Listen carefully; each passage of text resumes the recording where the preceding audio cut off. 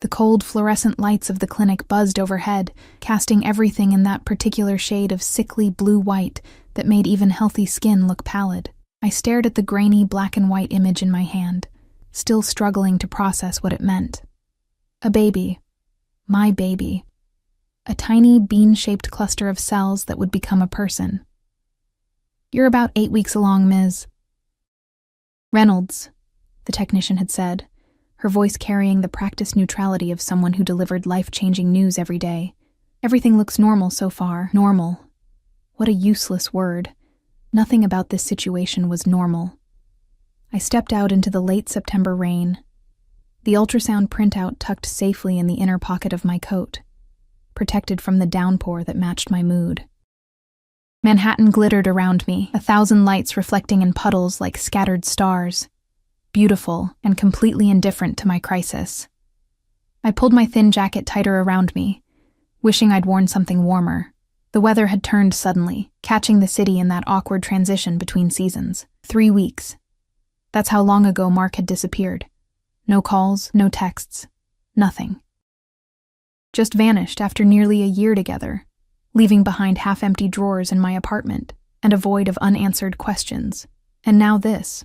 A baby I never planned for with a man who was no longer there. The subway ride back to my apartment in Queens was a blur of noise and bodies, the familiar discomfort of rush hour providing a strange comfort. At least some things remained predictable. I mechanically checked my phone every few minutes, scrolling through our last text exchange. Nothing had changed, of course. His final message was still there. "Can't wait to see you tonight. Miss you." He never showed that night, or any night after. My tiny apartment greeted me with the same empty silence that had become my constant companion. 1 bedroom, a kitchenette, and a bathroom barely big enough to turn around in. But it was mine. Or at least it would be until the rent was due again. 3 more weeks. My job as an administrative assistant at a law firm barely covered the bills when I was on my own. With a baby coming, the math became impossible. I dropped my bag on the counter and collapsed onto my second-hand couch, the springs protesting beneath my weight. The ultrasound had been the last thing I wanted to do today, but my doctor had insisted after confirming the pregnancy test results. "Let's make sure everything's developing correctly," she'd said gently, probably seeing the panic in my eyes. My hand drifted unconsciously to my still flat stomach. There was nothing to feel yet, no physical sign of the life growing inside me. But knowing it was there changed everything. I needed to tell someone, not my parents. They'd barely spoken to me since I'd moved to New York against their wishes 3 years ago. Not my coworkers. Office gossip spread faster than a virus. But I needed to share this burden with someone before it crushed me. My best friend Jenna was traveling for work, somewhere in Europe with spotty reception. Still, she'd want to know. With trembling fingers, I pulled out my phone and took a photo of the ultrasound. I opened our message thread, the last exchange from 2 days ago sitting there. She'd sent me a blurry picture of the Eiffel Tower with the caption, "Wish you were here." I attached the ultrasound image and typed, "Wish you were here too. I could really use my best friend right now. I'm pregnant, Jen. Mark's gone. I don't know what to do." My thumb hovered over the send button for a long moment before I finally pressed it. The little whoosh sound as the message departed carried a strange finality with it. There. It was real now. I had told someone. I set my phone down and dragged myself to the shower, letting hot water cascade over me until my skin turned pink and my thoughts grew foggy with steam. When I emerged, wrapped in my threadbare towel, I heard my phone chime from the living room. That was fast. Maybe Jenna was awake despite the time difference. I padded across the cold floor, leaving damp footprints behind me, and picked up my phone. The notification made my heart stop. It wasn't from Jenna. It was from a number I didn't recognize, with a New York area code. But the preview showed 3 words that made no sense. Is it mine? Confused, I opened the message. And then I saw it. The ultrasound image I'd sent, but this wasn't Jenna's thread. Somehow, in my exhausted emotional state, I'd sent the most intimate, vulnerable message of my life to the wrong number. My face burned with embarrassment as I quickly typed, "I'm so sorry. Wrong number. Please ignore." The response came immediately. "Who is this?" I hesitated. Should I even respond? But something about the abruptness of the question made me feel I needed to provide closure to this awkward exchange. Just someone who made a mistake. Sorry to bother you. The 3 dots appeared, indicating the stranger was typing. They disappeared, then reappeared several times, as if they were writing and rewriting their response. Finally, "What's your name?" A chill ran down my spine. Something about the directness of the question felt invasive, demanding. I shouldn't answer. I knew I shouldn't. I'm sorry, but I don't give my name to strangers. Again, I apologize for the mix-up. Have a good night. I set the phone down, my heart racing for reasons I couldn't quite explain. Before I could even turn away, it chimed again. You texted Mark's old number. The room seemed to tilt around me. Mark's old number? That was impossible. I still had Mark saved in my contacts. Unless he'd changed his number. Unless the number I'd been texting for the past 3 weeks had never reached him at all. With shaking hands, I picked up the phone again. How do you know Mark? The response took longer this time, each second stretching painfully as I watched the typing indicator appear and disappear. We had business together. He owes me. My throat went dry. Mark was an investment banker, or so he'd claimed. We'd met at a coffee shop near the financial district, his expensive suit and confident smile a stark contrast to my bargain-rack dress and nervous demeanor. He'd been charming, attentive, generous. Too generous, perhaps. The gifts, the dinners at restaurants I could never afford, the weekend trips, all beyond what a mid-level banker should be able to afford. But I'd never questioned it. Never wanted to question it. What kind of business? I asked, though a voice in the back of my mind was screaming at me to stop, to block this number, to forget this conversation was happening, the kind people don't walk away from. My legs gave out beneath me, and I sank to the floor, the towel still wrapped around my damp body. Mark had been involved in something illegal. It was the only explanation that made sense of his sudden disappearance, of this cryptic exchange, of the subtle wrongness I'd sometimes sensed but pushed aside. I don't know where he is, I typed truthfully. He disappeared 3 weeks ago. I haven't heard from him since. The response was immediate. But you're carrying his child. It wasn't a question. The certainty in those words made my skin crawl. I don't know you, I wrote back, fear giving my words an edge. I'm not discussing my personal life with a stranger. Please don't contact me again. I moved to block the number, but before I could, another message appeared. You live at 1843 Astoria Boulevard, apartment 4B. You work at Hayes & Wilson Law Firm on 52nd Street. You leave your apartment at 7:15 every morning and stop at the corner cafe for a large vanilla latte. You've been alone since Mark left. You're scared, broke, and have no idea what you're going to do about that baby. Ice flooded my veins. They'd been watching me. For how long? Days? Weeks? As if reading my thoughts, the next message came. I know everything about you, Eliza Reynolds. And now I know about the baby too. My name. They knew my name. I should call the police. That was the rational response to being stalked, to receiving threatening messages. But something told me that whoever this was, they operated beyond the reach of ordinary law enforcement. What do you want from me? I managed to type, my fingers numb with fear. The answer came swiftly. Information. Mark stole something that belongs to me before he ran. $2 million and a flash drive with sensitive data. I want it back. I don't have any money or flash drive, I protested. I barely knew Mark, it seems. Whatever he took, he didn't give it to me. The typing indicator appeared again, disappeared, then reappeared. I held my breath. Maybe you don't know you have it. Maybe he hid it. Either way, we need to talk, in person. Terror seized me. Meet this person? This criminal who'd been stalking me? Who might be responsible for Mark's disappearance? I wasn't that stupid. No, I typed back firmly. I'm not meeting you. If you contact me again, I'll go to the police. I waited for the threatening response, for escalation. Instead, there was silence. 1 minute stretched into 5. Maybe they'd given up. Maybe my bluff had worked. I finally gathered the strength to stand, to move to my bedroom and put on pajamas, my mind racing with what to do next. I needed to call Jenna, to tell her what had happened. I needed to think about moving, changing my job, disappearing like Mark had. The sudden pounding at my door made me scream. "Ms. Reynolds?" A deep voice called through the thin wood. "We need you to come with us." I backed away from the door, looking frantically for a weapon, my phone, anything. "I've called the police," I lied, my voice breaking. "They're on their way." A laugh from the other side. "No, you haven't. Now please, open the door before we open it for you." "Who are you?" I demanded, grabbing a kitchen knife even as I recognized the futility of the gesture. "Mr. Castellano sent us to bring you to him. He's very interested in meeting the mother of his business partner's child, Castellano." The name meant nothing to me, but the authoritative way it was delivered told me it should. Whoever this man was, he clearly commanded respect. Or fear. "I'm not going anywhere with you," I insisted, though my voice trembled. "Ms. Reynolds." The voice became softer, almost gentle.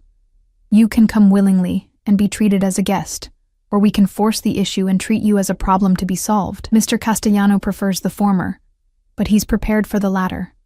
My options were disappearing by the second. I could feel the walls closing in, my carefully constructed life crumbling around me. Whatever Mark had been involved in, I was now caught in it too, along with my unborn child. "I need to get dressed," I said finally, defeat washing over me. "You have 3 minutes," came the reply. I moved on autopilot, pulling on jeans, a sweater, and boots.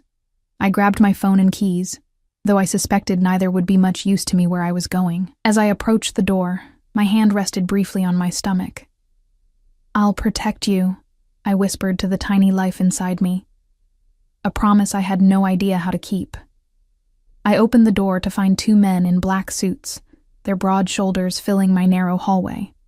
Their faces were expressionless, professionally blank, but their eyes assessed me with cold efficiency. "Ms. Reynolds," the taller one nodded. "Mr. Castellano is waiting." As they escorted me downstairs and out to a black SUV with tinted windows, I caught sight of something on the roof of my building that hadn't been there before. The sleek, menacing silhouette of a helicopter, its blades slowly turning in the night air. The message on my phone suddenly made terrifying sense. "Come now!" he'd commanded. And now I was. The helicopter blades sliced through the night air with a rhythmic thump that vibrated in my chest. I sat rigidly on the leather seat, strapped in tightly between the 2 suited men who had collected me from my apartment. Neither had spoken since instructing me to put on the noise-canceling headphones that now cupped my ears, isolating me in a bubble of muffled sound and mounting dread. Through the window, I watched New York City transform beneath us. The familiar grid of streets and buildings shrank away as we rose higher, the city becoming a sprawling constellation of lights. I had never been in a helicopter before. Under different circumstances, I might have found the view breathtaking. Now, it only emphasized how quickly I was being carried away from everything familiar, everything safe. Where were they taking me? To this Castellano person, obviously. But where? And what would happen when we arrived? The questions circled in my mind like hungry wolves, each one more terrifying than the last. One of the men tapped my shoulder and pointed. Following his gesture, I saw we were approaching what appeared to be a large estate north of the city, situated on a cliff overlooking the Hudson River. A helipad glowed with perimeter lights on impeccably manicured grounds. Even from the air, the property radiated wealth and power.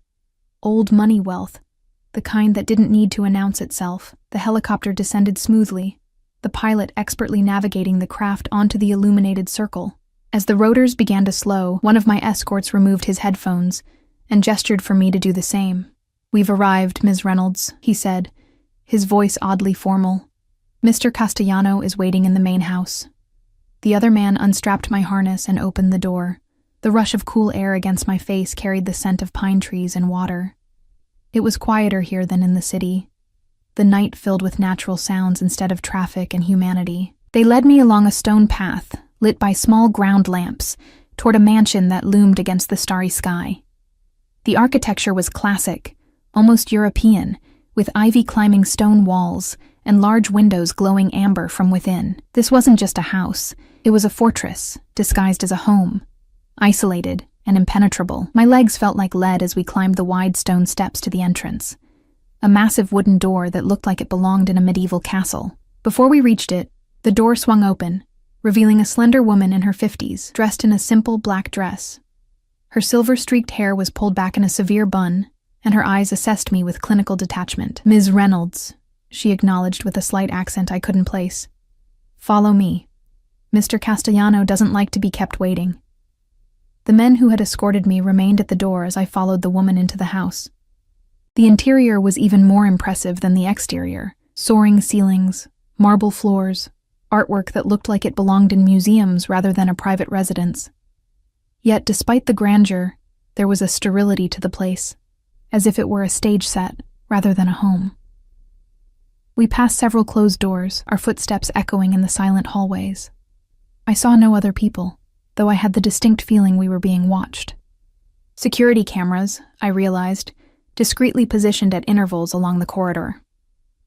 "Who is Mr. Castellano?" I finally asked, my voice sounding small in the cavernous space. The woman didn't slow her pace or turn around. "You'll find out soon enough." She led me to a set of double doors at the end of a long hallway where she stopped and knocked softly. After a moment, she opened one door and gestured for me to enter. "Wait here," she instructed, before closing the door behind me, leaving me alone. I found myself in what appeared to be a study. Floor-to-ceiling bookshelves lined 2 walls, filled with leather-bound volumes. A massive desk dominated the space, its surface clear except for a laptop and a single file folder. Behind it, floor-to-ceiling windows overlooked the river, the moonlight casting silver ribbons across the dark water. The room smelled of leather, old books, and something else, a subtle cologne with notes of sandalwood and spice, masculine, expensive, and somehow dangerous. I stood awkwardly in the center of the room, afraid to touch anything, afraid to even sit without permission. Minutes passed, each one stretching my nerves tighter. Was this a tactic? Making me wait, letting my fear build? If so, it was working. The soft click of the door opening behind me made me jump. I spun around, heart hammering against my ribs. The man who entered moved with the quiet confidence of a predator. Unhurried, deliberate, aware of his power. He was taller than I expected, broad-shouldered but lean, dressed in a charcoal suit that had clearly been tailored to fit his frame perfectly. Dark hair with threads of silver at the temples framed a face that might have been carved from stone. All sharp angles and planes, with deep-set eyes that studied me with unsettling intensity. This, then, was Castellano. He didn't look like what I'd imagined a mob boss would look like. No flashy jewelry or slicked-back hair. Nothing like the caricatures from movies. Instead, he exuded a refined danger, like a finely crafted blade. "Ms. Reynolds?" he said, his voice a low baritone with just the faintest trace of an Italian accent. "Thank you for joining me this evening." As if I'd had a choice, he gestured to one of 2 leather armchairs positioned near the unlit fireplace. "Please, sit." I perched on the edge of the chair, watching as he moved to a sideboard and poured amber liquid into 2 crystal glasses. He handed one to me, then took the other chair, sitting with an ease I couldn't imagine feeling. "I don't drink," I said, looking at the glass in my hand. "And I shouldn't anyway because of the—" I trailed off, gesturing vaguely toward my midsection. Something flickered across his face, too quick to read. "Of course," he said, taking the glass back and replacing it with a bottle of water from a small refrigerator hidden in the cabinetry. "The baby. Mark's baby." The way he said Mark's name sent a chill down my spine, like he was pronouncing a death sentence. "Where is Mark?" I asked, surprising myself with my boldness. Castellano studied me for a long moment, taking a sip of his drink before answering. "I was hoping you might tell me that." "I told you already, I don't know." "He disappeared 3 weeks ago. No warning, no explanation." My voice cracked slightly. I thought he loved me. A bitter smile curved his lips. "Mark Tanner is very good at making people believe what he wants them to believe." "You speak about him in the present tense," I observed. "So he's not—" I couldn't say the word. "Dead?" Castellano finished for me. "Not yet." though when I find him he may wish he were. The casual way he referenced murder made my blood run cold. This wasn't an idle threat or hyperbole. This was a statement of fact from a man accustomed to deciding who lived and who died. "What did he do to you?" I asked, clutching the water bottle tightly. Castellano set his glass down and leaned forward, his eyes never leaving mine. "Mark Tanner worked for me for 5 years. He was brilliant with numbers, with finding patterns where others saw only chaos. I trusted him with my financial operations. And then, 3 weeks ago, he disappeared with $2 million of my money and information that could destroy everything I've built." He paused, watching my reaction carefully. "The question, Ms. Reynolds, is how much you know about any of this." "Nothing," I insisted, my voice steadier than I felt. "I thought he was an investment banker. We met a year ago, started dating. He moved some things into my apartment 6 months ago, but kept his own place too. He said it was closer to work." I laughed hollowly. I guess that was just another lie. "You never questioned where his money came from? The lifestyle he maintained?" I looked down at my hands, shame washing over me. I assumed he was good at his job, that he came from money. I didn't want to look too closely. Things in my life were finally going well. "And now you're pregnant with his child," Castellano stated, his gaze dropping briefly to my stomach. I nodded, unable to speak past the lump in my throat. He stood suddenly, moving to the windows, his back to me as he looked out at the river. "Do you know why I brought you here, Eliza?" The use of my first name startled me. It sounded intimate, almost tender in his mouth. "Because you think I have what Mark stole," I answered. "But I don't. I would tell you if I did." He turned to face me, his expression unreadable. "I believe you." The words should have brought relief, but something in his tone kept me on edge. "Then why am I here? Why not just let me go?" He moved toward me with that same predatory grace, stopping just close enough that I had to tilt my head back to maintain eye contact. I could smell his cologne more clearly now, could see the faint scar that ran along his jawline. "Because Mark Tanner will come back for you," he said softly. "And when he does, I'll be waiting." Understanding dawned, horrible and clear. "You're using me as bait." "I prefer to think of it as providing you with protection while we both wait for Mark to make his next move." "Protection?" I repeated incredulously. "You had me kidnapped from my home." His expression hardened. "If I hadn't sent my men to collect you, someone else might have. Mark didn't just steal from me, Eliza. He sold information to rivals, people who wouldn't hesitate to use you to get to him. People who wouldn't care that you're carrying his child." A chill ran through me at the implication. "You're saying there are others looking for him? For me?" He nodded once. "This way, at least I can ensure your safety and the safety of the child until the situation is resolved." "And then what?" I asked, my voice barely a whisper. "After you find Mark and get back what he stole, what happens to me then?" Something flashed in his eyes, not anger or cruelty, but something more complex. "That depends on you." Before I could ask what he meant, the door opened, and the silver-haired woman entered. "Sir, Giovanni is here with the information you requested." Castellano nodded. "Show Ms. Reynolds to her room, Elena. Make sure she has everything she needs." Elena beckoned to me from the doorway. I stood on shaky legs, still clutching the water bottle like a lifeline.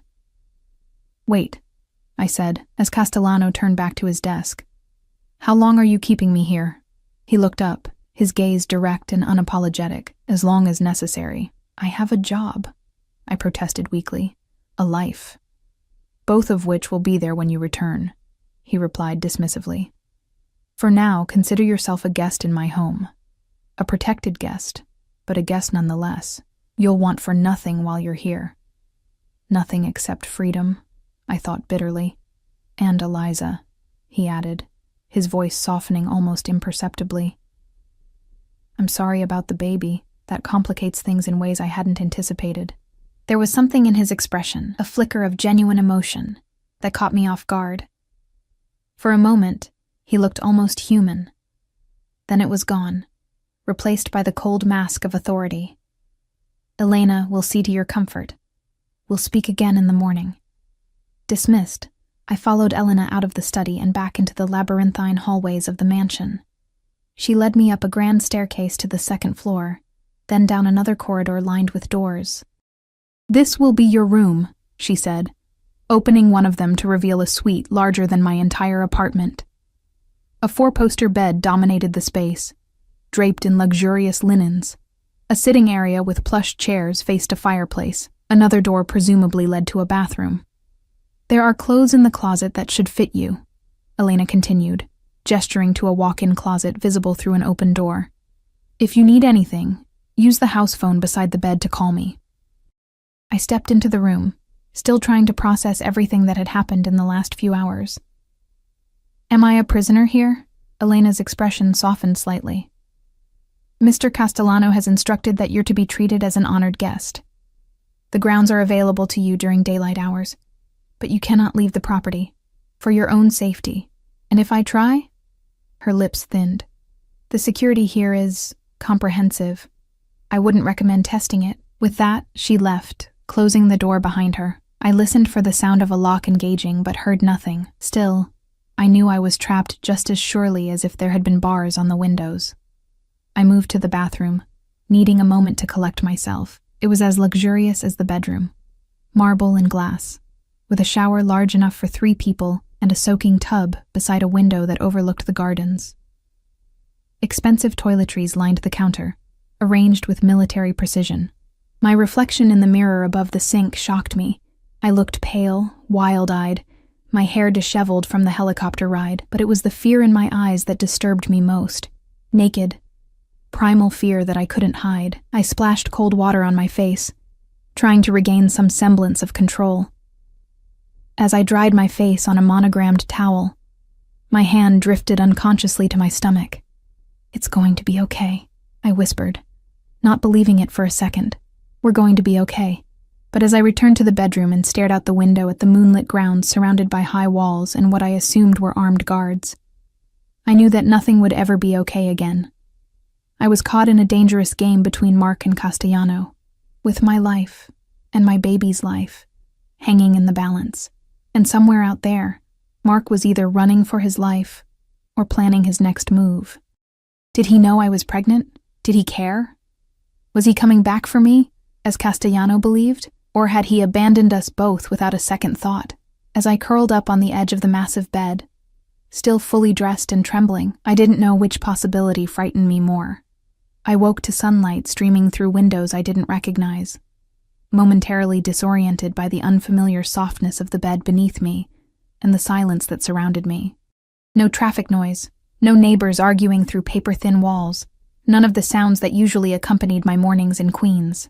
Then, the memories of the previous night crashed over me in a wave of renewed fear. The mistaken text, the helicopter, Castellano. I sat up, surprised to find myself under the covers in a silk nightgown I didn't remember changing into. My clothes from yesterday were nowhere to be seen. The thought of someone undressing me while I slept sent a shudder through me, though I had to admit the alternative. Sleeping in my jeans and sweater would have been uncomfortable. A soft knock at the door made me jump. "Ms. Reynolds," Elena's voice called. "Are you awake?" I pulled the covers up to my chin, suddenly feeling exposed despite the modesty of the nightgown.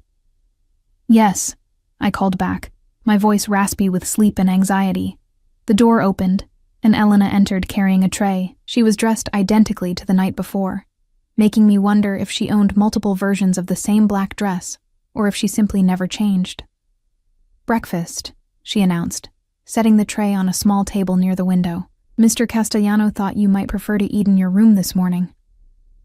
The aroma of coffee and freshly baked bread reached me, and my stomach growled in response. I hadn't eaten since lunch the day before, I realized. "Thank you," I said, cautiously sliding out of bed, conscious of my bare feet on the cold hardwood floor. "What time is it?" "Just after 9, Elena replied, moving to the closet. She pulled out a simple cream-colored dress and laid it across the foot of the bed. "Mr. Castellano would like to meet with you at 10 in the garden. He suggested this might be suitable." I looked at the dress, clearly expensive, with a loose flowing cut that would accommodate my still non-existent baby bump. It was exactly my size and almost exactly my style, which raised disturbing questions about how much Castellano knew about me before I'd accidentally texted him. "My clothes," I began, "are being cleaned," Elena interrupted smoothly. "They'll be returned to you, but Mr. Castellano thought you might appreciate a change of wardrobe during your stay." During my captivity, she meant. The politeness of it all, the breakfast tray, the silk nightgown, the new clothes, felt like a veneer of civility over something fundamentally violent. "I need to call my work," I said. "They'll be wondering where I am." Elena's expression revealed nothing. "Mr. Castellano has already arranged for a message to be sent to your employer. You've been granted a leave of absence for family reasons." The casual control over my life sent a fresh wave of anger through me. "He had no right." "He has every right," Elena cut in, her voice suddenly hard. "You don't understand the position you're in, Ms. Reynolds. The danger. Mr. Castellano is offering you protection that others in his position might not extend. I suggest you show some gratitude." Her words doused my anger like cold water. I was alone, pregnant, and at the mercy of a man who casually spoke of murder. Whatever game I was caught in, it had rules I didn't understand, and stakes higher than I could imagine. "I'll be back to escort you to the garden at 10, Elena said, her tone softening slightly. "Try to eat something. It's not good for the baby if you don't." With that, she left, closing the door behind her. I ate mechanically, my mind racing. The food was delicious: fresh fruit, yogurt, warm bread with butter and honey, and decaffeinated coffee, but I barely tasted it. I was too busy trying to formulate a plan, some way out of this situation. I could try to escape, but to what end? I had no idea where I was, beyond north of the city. Even if I somehow made it past the security Elena had mentioned, where would I go? And if what Castellano said was true, about others looking for me, running might put me in even greater danger. After eating, I showered quickly, wrapping myself in one of the plush towels embroidered with the letter C. The bathroom was stocked with high-end toiletries, shampoo that smelled of jasmine, body wash scented with vanilla and amber. In another life, I might have reveled in such luxury. Now, it felt like being prepared for sacrifice. The dress fit perfectly, falling just below my knees in soft folds. I found underwear in the dresser drawer, tags still attached, at least sparing me the indignity of wearing something another woman had left behind. In the closet were shoes in my size, and I selected a pair of simple ballet flats that matched the dress. Exactly at 10, Elena knocked again. She looked me over with an appraising eye and gave a small nod of approval before leading me through the house. In daylight, the mansion was even more impressive. Sunlight streamed through tall windows, illuminating artwork that I now recognized as original pieces by masters. Old masters. The kind that belonged in museums, not private homes. We passed a Monet that made me pause mid-step, earning an impatient look from Elena. "Mr. Castellano collects art," she said, noticing my expression. Among other things, we exited through French doors onto a stone terrace that overlooked expansive gardens. Immaculately trimmed hedges formed geometric patterns around beds of late-blooming flowers. Stone pathways wound through the landscape, leading to secluded benches and small fountains. Elena pointed to a gazebo near a reflecting pool at the center of the garden. "Mr. Castellano is waiting for you there. Go directly to him." I stepped out into the autumn sunshine, the cool air carrying the scent of roses and earth. Despite my situation, I couldn't help but appreciate the beauty surrounding me. The garden was a masterpiece of design, each element carefully planned and maintained to create an atmosphere of serene elegance. As I approached the gazebo, I saw Castellano seated at a small table, reading something on a tablet. He wore casual clothes today, dark slacks and a light sweater that somehow looked just as expensive as his suit from the night before. A steaming cup of coffee sat untouched at his elbow. He looked up as I approached, rising to his feet with that same fluid grace. "Eliza," he greeted me, gesturing to the chair across from his. "You look well. Did you sleep?" "As well as could be expected," I answered carefully, taking the offered seat. "Considering I was kidnapped and am being held against my will." A ghost of a smile touched his lips. "Direct. I appreciate that quality." He sat back down, setting aside his tablet. I thought we might continue our conversation from last night. There are things you should know about Mark, about your situation. Why should I believe anything you tell me? I challenged, surprising myself with my boldness. You're a criminal. I am many things, he replied, unperturbed by my accusation. A businessman, an art collector, a man who values loyalty and abhors betrayal. His dark eyes fixed on mine. Mark betrayed that loyalty, put my organization at risk, and stole what was mine. These are facts, not allegations. I looked away, unable to hold his intense gaze. What do you want from me, Mr. Castellano? Vito, he corrected. If we're going to be spending time together, you might as well use my first name. The familiarity made me uncomfortable. Fine. Vito, what do you want from me? He leaned forward, his expression serious. I want to understand what Mark might have told you, what he might have hidden with you, knowingly or unknowingly. I've told you I don't have anything of yours, I insisted. I didn't even know who Mark really worked for until last night. Vito studied me for a long moment, as if trying to read the truth in my face. I believe you, he said finally. But that doesn't mean he didn't hide something in your apartment, your possessions. Something you might have overlooked. Your men searched my apartment last night, didn't they? I guessed, remembering how thoroughly they'd checked each room before escorting me out. He nodded once. A preliminary search, yes. They found nothing obvious, but Mark is clever. He wouldn't make it easy to find. So what now? You keep me prisoner here indefinitely? Not a prisoner, he corrected. A protected guest. There's a difference. Not from where I'm sitting, I muttered.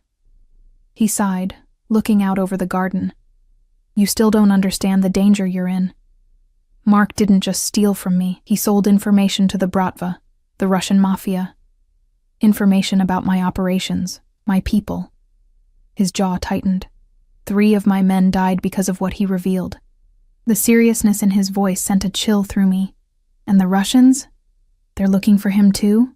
For him, and for anything else he might have taken. They know about you, Eliza. They know you were important to him. I wasn't that important, I said bitterly. He left me. Vito's eyes returned to mine, surprisingly gentle. Perhaps he thought he was protecting you by leaving. Or perhaps he always intended to return for you once he had arranged his escape. The thought that Mark might have planned to come back for me brought a confusing mix of emotions: hope, anger, fear. He doesn't know about the baby, I said quietly. I only found out after he disappeared. Something flickered in Vito's expression. Sympathy, perhaps, or something deeper. The baby complicates things, he admitted. But it also gives us an advantage. If Mark cares for you at all, he'll return when he learns you're carrying his child. And if he doesn't care? I asked, voicing the fear that had haunted me since seeing that first positive pregnancy test. Vito didn't answer immediately. When he did, his voice was softer than I'd heard it before. Then I'll ensure you and the child are taken care of, regardless. I stared at him, trying to reconcile this unexpected offer with the dangerous criminal I knew him to be. Why would you do that?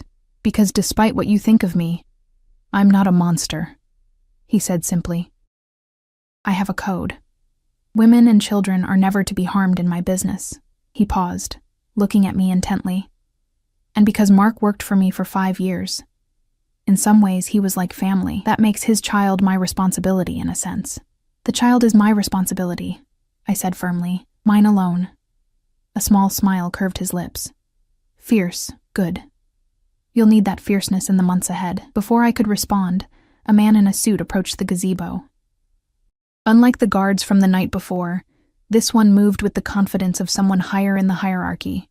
He nodded respectfully to Vito before speaking in rapid Italian, too low and fast for me to catch even if I had understood the language. Vito's expression darkened. He replied in the same language, his tone sharp. The man nodded again and retreated back toward the house.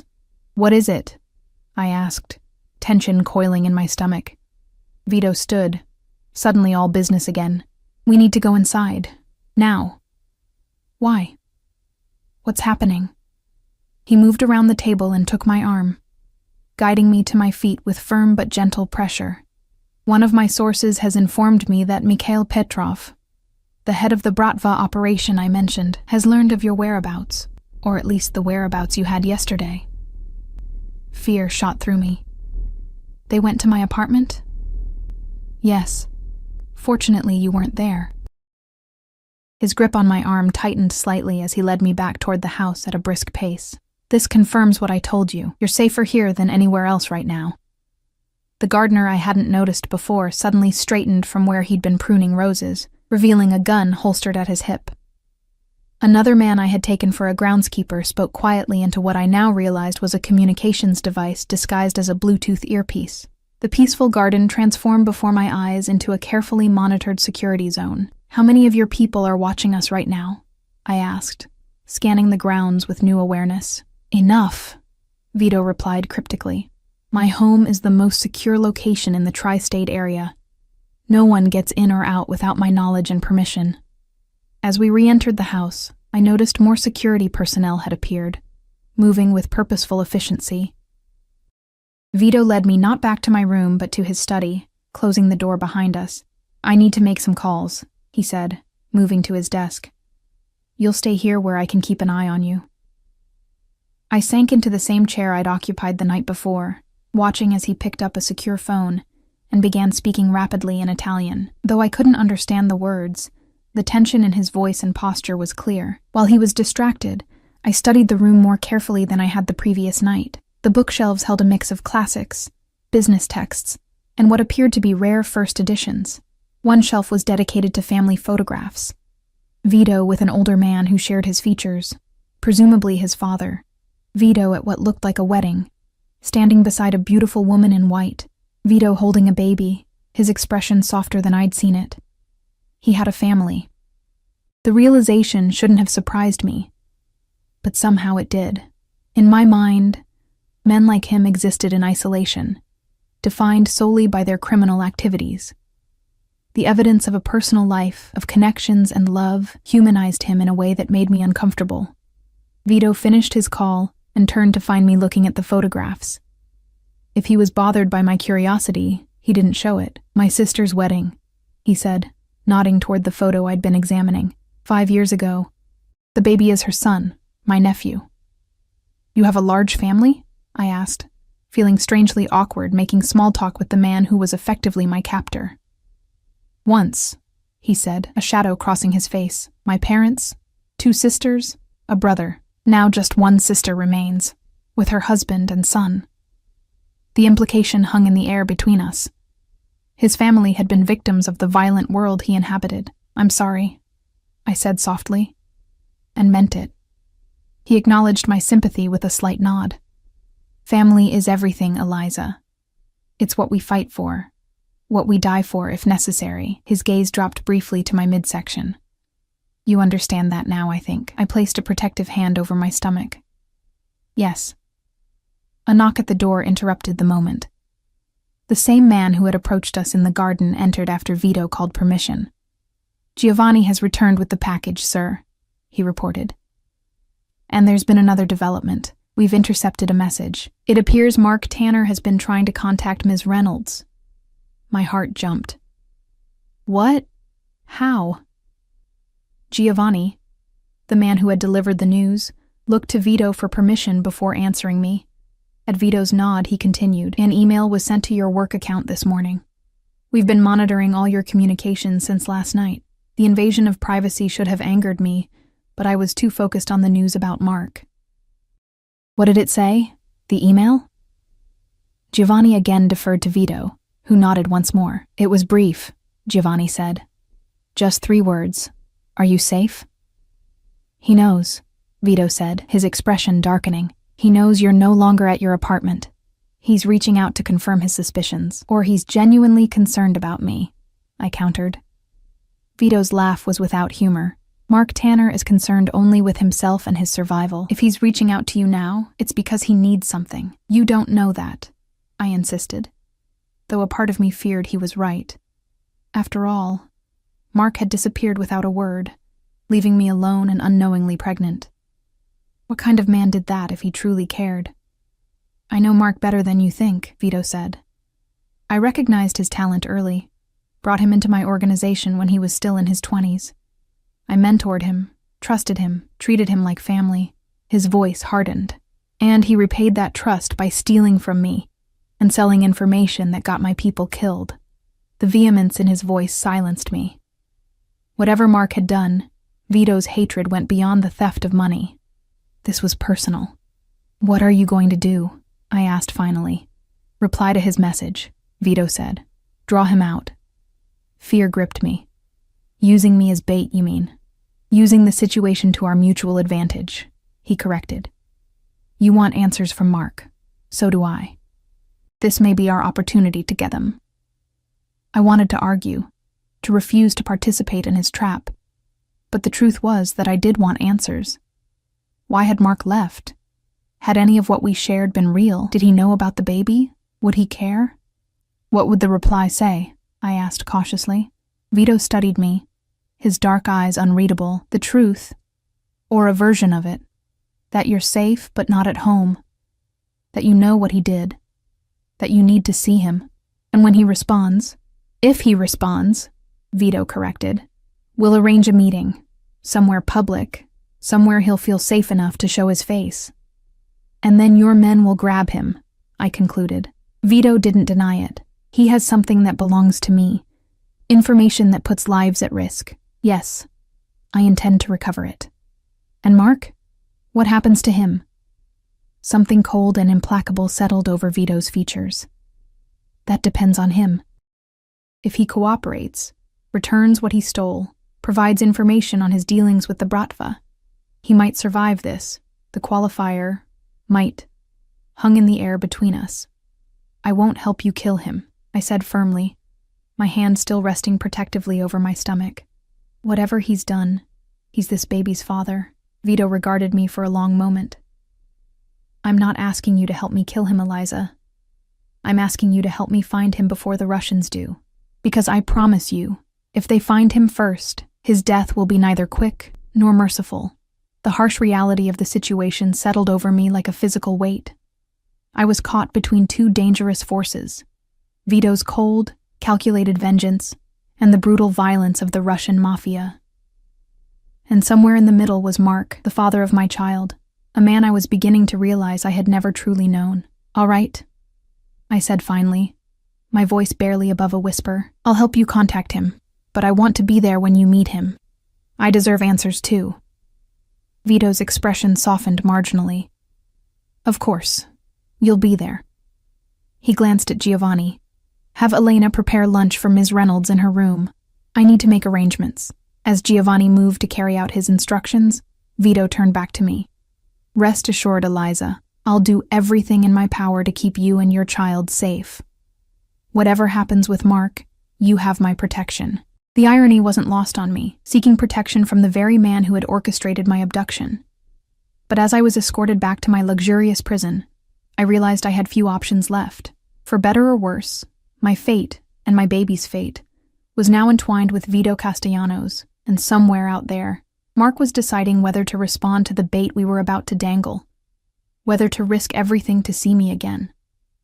I desperately hoped he would, not just for the answers I needed, but because despite everything, a small part of me still believed that the man I had loved might still exist beneath the lies. 3 days passed in a strange limbo of luxury and confinement. My gilded cage was comfortable beyond anything I'd ever experienced. Gourmet meals, designer clothes, attentive service from Elena and the household staff, but it was a cage nonetheless. I was permitted to walk the grounds during daylight hours, always with the shadowy presence of security personnel nearby. I could read books from Vito's extensive library, watch television in a lavish media room, even swim in the indoor pool housed in a glass-enclosed pavilion overlooking the river. But I couldn't leave. Couldn't contact anyone from my former life. Couldn't escape the growing sense that my old existence was slipping away like sand through my fingers. Mark had responded to our message. A brief reply that revealed nothing beyond his continued interest. Where are you? Are you truly safe? I need to know. Vito had crafted the response with meticulous care. each word calculated to draw Mark out without revealing too much. "I'm staying with friends outside the city. I know what you did, what you took. We need to talk about the baby." The mention of the baby had been my suggestion, a truth I'd insisted on including. If Mark was going to risk meeting me, he deserved to know why it mattered so much. His response had come swiftly. "Baby? What baby?" And then, minutes later, "Are you pregnant, Eliza?" The raw shock in those simple words had convinced me that Mark truly hadn't known.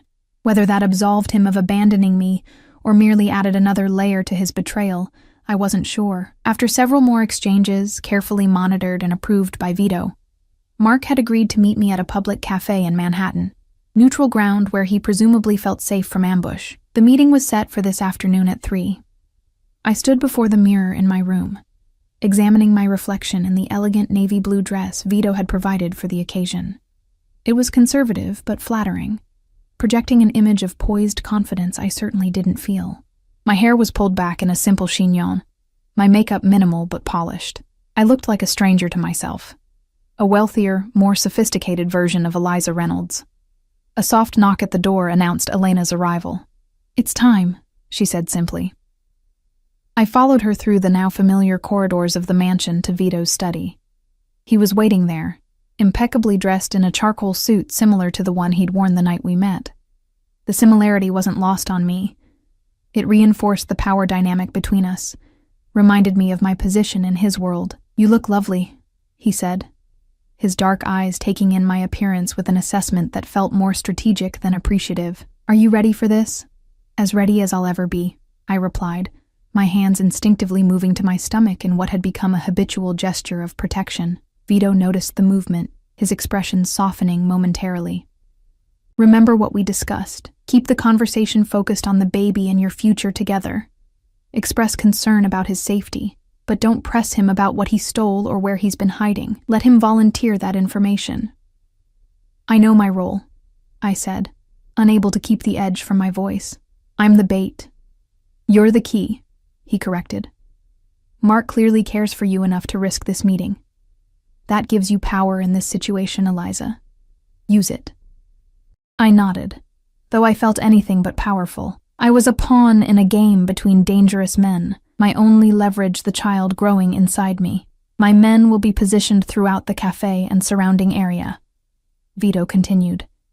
"Giovanni will pose as our driver and remain with the car. 2 others will be seated at nearby tables. The rest will maintain a perimeter outside." "And you?" I asked. A ghost of a smile touched his lips. "I'll be closer than you think." He stepped forward, reaching into his pocket to withdraw a small velvet box. "One last detail," he said, opening it to reveal a delicate diamond pendant on a platinum chain. "This contains a tracking device and microphone. For your safety." I eyed the necklace warily. "You really think that's necessary?" "I'm not taking chances with your life, or the life of your child," he said firmly. "If something goes wrong, if Mark has planned something we haven't anticipated, this ensures we can find you." The sincerity in his voice was unsettling. Over the past 3 days, I'd observed flashes of humanity beneath Vito's dangerous exterior, genuine concern when I'd experienced morning sickness, quiet respect for my privacy, small kindnesses that seemed at odds with what I knew of his criminal empire. It made it harder to see him as the villain in this story, despite the circumstances of our association. I turned and lifted my hair, allowing him to fasten the necklace around my throat.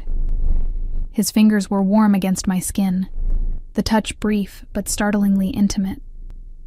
The pendant nestled just below my collarbone, the diamonds catching the light with every breath. "Beautiful," he murmured, stepping back to observe the effect.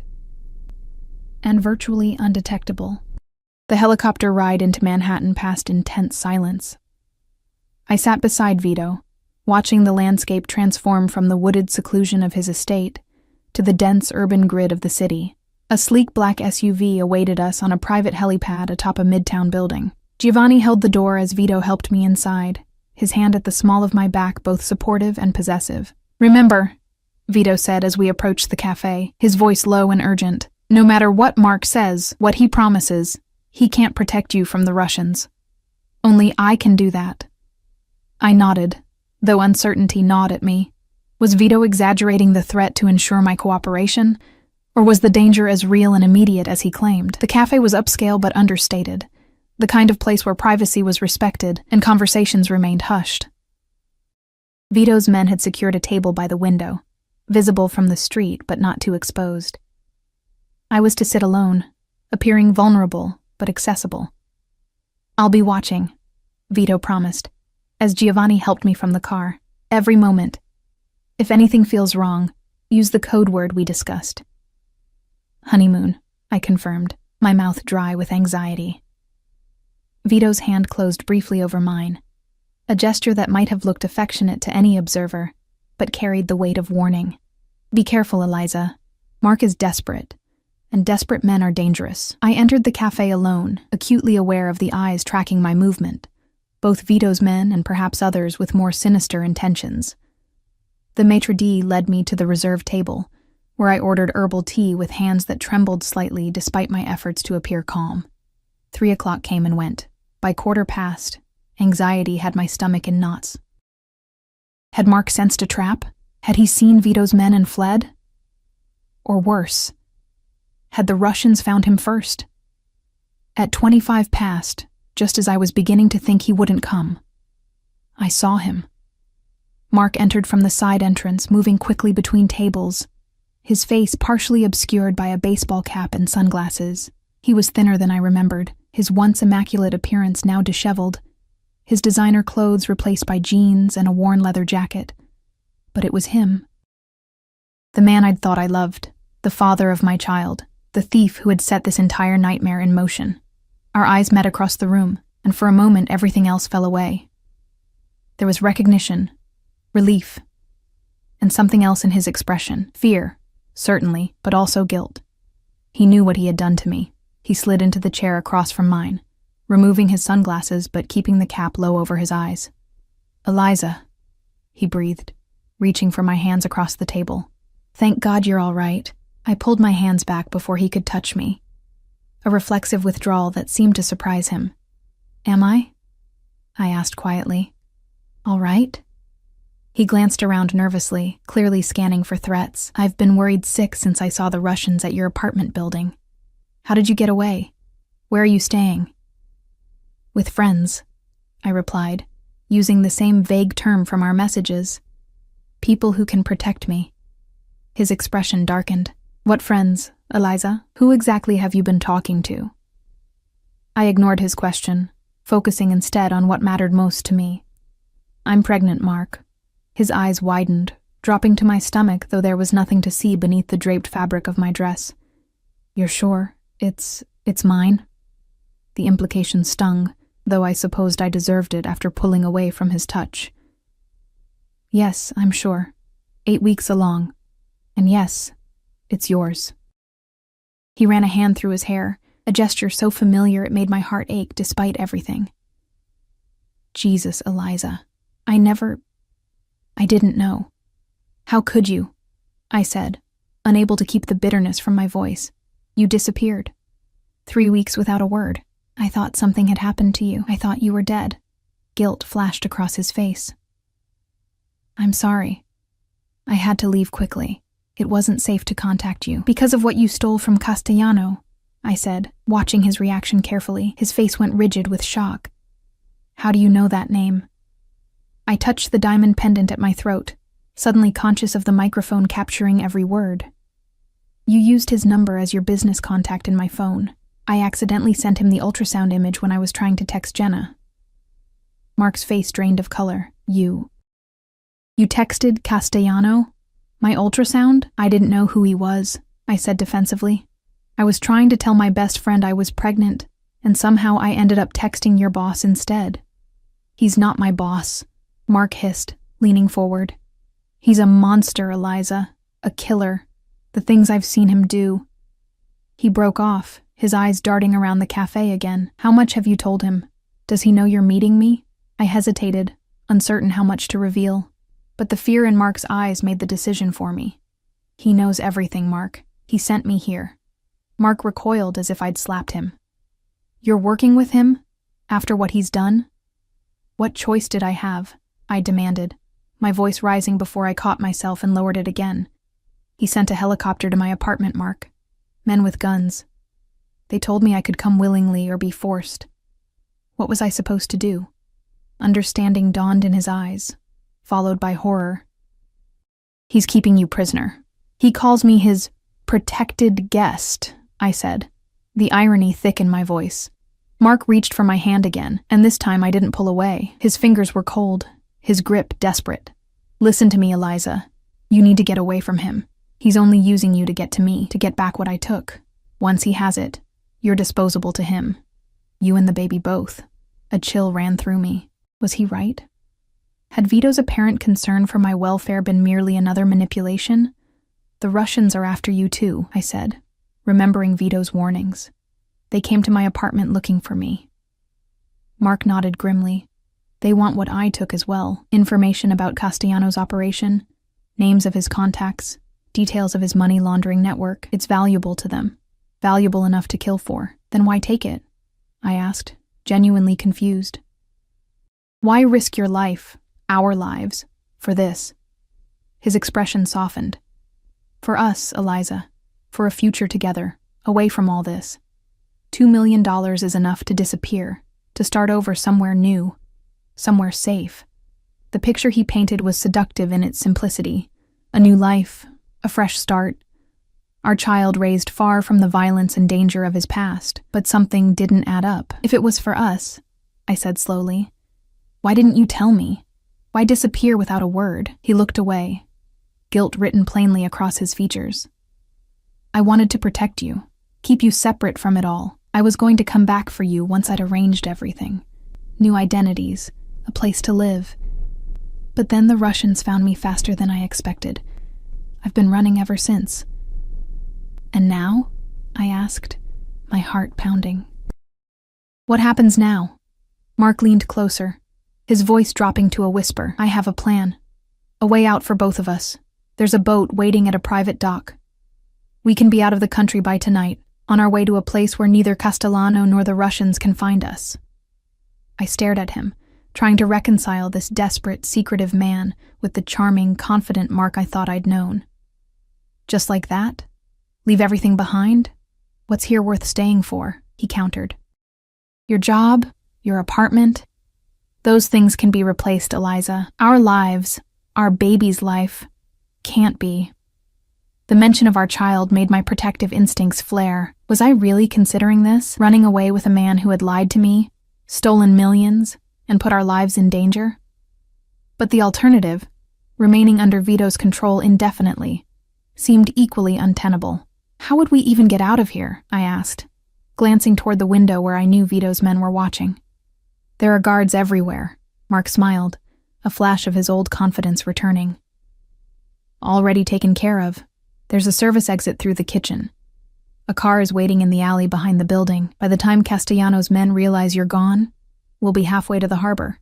The plan was reckless, dangerous, but it offered a chance at freedom, a chance to make my own choice rather than being a pawn in this deadly game between powerful men. I touched the diamond pendant again, acutely aware that Vito was hearing every word of this exchange. The code word hovered on my lips, honeymoon. The signal that would bring his men rushing in to apprehend Mark, but I hesitated. What about the Russians? I asked. If they're watching too, they're focused on me, not you, Mark assured me. And I've been careful. Switched cars 3 times on the way here. Used back entrances. Stayed off main streets. We have a window of opportunity, but it's closing fast. He squeezed my hand urgently. We need to go now, Eliza. Right now. I looked into his eyes, searching for the man I had fallen in love with, the man I had imagined raising a child with. He was there, beneath the fear and desperation. Or perhaps that was just what I wanted to see. Okay, I whispered, making my decision. Let's go. Relief flooded his face. He stood, helping me to my feet, his arm sliding protectively around my waist. We moved casually toward the back of the cafe, as if heading to the restrooms. I could feel eyes on us, but didn't dare look back to see if Vito's men had noticed our movement. As we pushed through the swinging door into the kitchen, startling the staff, I felt a momentary pang of doubt. Was I making a terrible mistake? But there was no time to reconsider. Mark was pulling me forward, navigating between stainless steel counters and bewildered chefs, heading for the service entrance at the rear. We burst into the alley, the cold air hitting my face like a slap. A nondescript sedan idled nearby, its engine running. Mark hurried me toward it, glancing frantically over his shoulder. "Almost there," he murmured, his grip on my arm tightening painfully. "Just a few more steps and we're free." The driver's window of the sedan rolled down, revealing a face I didn't recognize, a hard-faced man with a scar running along his jawline and cold eyes that assessed me with clinical interest. "This her?" he asked in a heavily accented voice. Mark nodded. "Yes, let's go." Something in the exchange made me falter. The man wasn't looking at me with the indifference of a hired driver, but with the calculated interest of someone appraising valuable merchandise. "Mark," I said slowly, pulling back slightly. "Who is this?" "Just a friend," Mark said impatiently, tugging me forward. "Come on, we don't have time for this." But it was too late. The pieces were falling into place with horrifying clarity: the Russian accent, the predatory assessment, the too convenient escape plan. "You're not running from the Russians," I whispered, horror dawning. "You're working with them." Mark's expression confirmed my suspicion before he could deny it. "It's complicated, Eliza. Castellano was going to kill me. I needed protection. The Bratva offered me a deal, the information and half the money in exchange for their help." "And me?" I asked, my voice breaking. Was I part of the deal too? His silence was answer enough. I pulled away from him with sudden strength, but his grip tightened, fingers digging into my arm. "Don't make this difficult," he hissed, all pretense of tenderness gone. "Get in the car." "No," I said, struggling against his hold. "Let me go, Mark." "The child is valuable to them," he said, his voice low and urgent. "Insurance that I'll continue to cooperate. They won't hurt you, Eliza.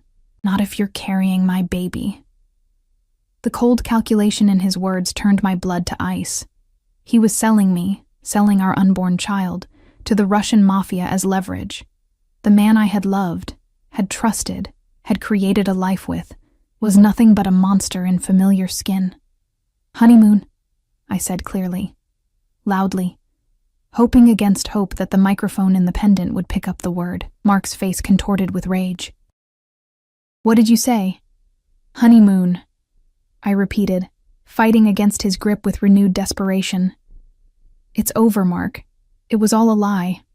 The Russian in the car barked something in his native language, reaching for what I knew instinctively was a weapon. Mark yanked me roughly toward the vehicle, his fingers bruising my arm. And then, chaos erupted. Black SUVs screeched into both ends of the alley, blocking any escape. Men in tactical gear poured out, weapons drawn. The Russian driver raised a gun, but a shot rang out before he could fire, the windshield of the sedan shattering as he slumped forward. Mark dragged me in front of him, using me as a shield as he backed toward the cafe's service entrance. "Stay back," he shouted. "I'll kill her." I felt something hard press against my side.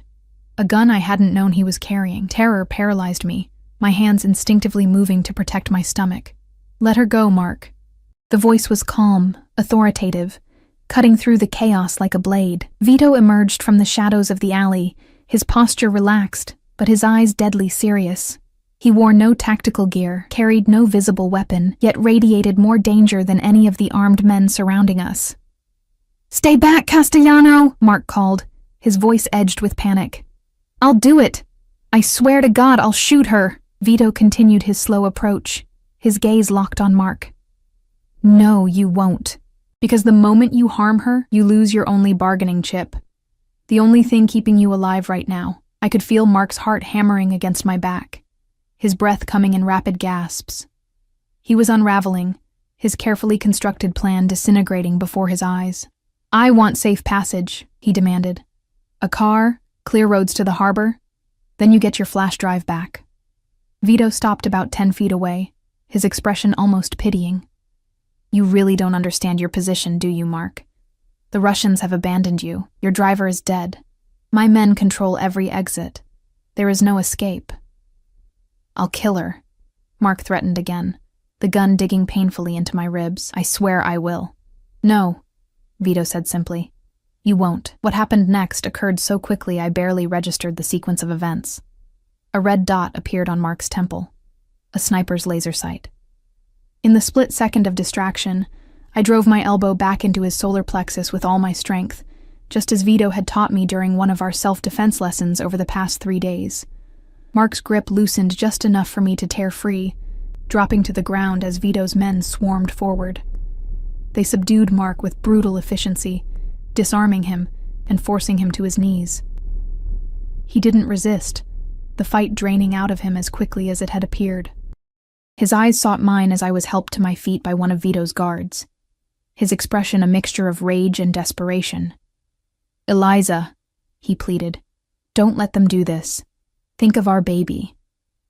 The invocation of our child, the child he had been willing to sell to the Russians, ignited a cold fury within me. You lost the right to mention my baby when you tried to use us as bargaining chips, I said, my voice steadier than I expected.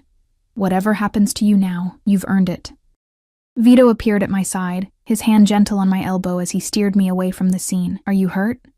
He asked quietly, his eyes scanning me for injuries. I shook my head, though in truth I felt broken in ways that had nothing to do with physical pain. No, I'm fine. He nodded, his expression softening slightly. You did well, Eliza, very well, playing along until you were certain of his intentions, using the code word at the perfect moment. I looked up at him, suddenly understanding. You knew he would try to escape with me. I suspected, Vito corrected. Mark was always predictable in his desperation. Using you and the baby as leverage with the Russians was exactly the kind of gambit he would attempt. He guided me toward one of the waiting SUVs, opening the door himself, rather than delegating the task to one of his men. Let's get you home. You've had enough excitement for one day. Home. The word resonated strangely. He meant his mansion, of course, my luxurious prison. Yet after the events of the afternoon, the thought of returning to its secure confines brought an unexpected sense of relief. I glanced back at Mark, still kneeling in the alley, surrounded by Vito's men. What will happen to him? Vito's expression hardened. He'll tell us where the rest of the money is, where the flash drive is hidden, names of his Russian contacts. He met my gaze directly. And then justice will be served for his betrayal.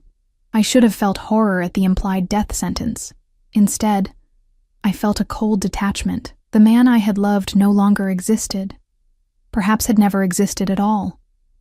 The stranger who had been willing to sell me and our unborn child to the Russian Mafia deserved whatever fate awaited him. As the SUV pulled away from the alley, I leaned my head against the cool window, exhaustion washing over me. Vito sat beside me, close but not touching, a solid presence that had somehow transformed from captor to protector in the span of a few chaotic minutes. What happens now? I asked quietly, echoing the question I had asked Mark earlier. Vito was silent for a moment, his gaze fixed on the city passing outside the window. That depends on you, he said finally. The immediate danger has passed. Mark will give us what we need to neutralize the Russian threat. You could return to your life, if that's what you want. The offer of freedom should have filled me with joy. Instead, it left me feeling strangely hollow. Return to what? My tiny apartment? My mundane job? A life where I would raise a child alone, always looking over my shoulder, wondering if some remaining threat from Mark's betrayal might find us? And if that's not what I want, I asked, hardly believing my own boldness.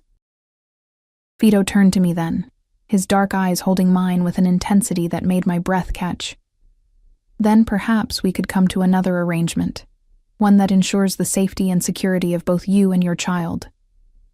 The implication hung between us, neither a threat nor exactly a promise. Protection, security, a life within Vito's world, dangerous perhaps but also powerful. A world where my child would never want for anything, would never be vulnerable as I had been. I need time, I said. To think. He nodded, respect in his gaze. Of course. Take all the time you need. My home remains open to you, regardless of your decision. As we rode in silence back to the helipad, I found my hand once again resting protectively over my stomach. The tiny life inside me, the innocent catalyst for all that had happened, deserved better than the father who had sired it. Deserved protection, security, strength. Perhaps, I thought, as the helicopter lifted us away from the chaos of the city toward the secluded sanctuary of Vito's estate, perhaps there was more than one kind of family, more than one kind of belonging, more than one path to safety in a dangerous world. And perhaps, just perhaps, the mistake of sending an ultrasound to the wrong number hadn't been a mistake at all, but the beginning of something unexpected. Something that might, in its own complicated way, become something like home.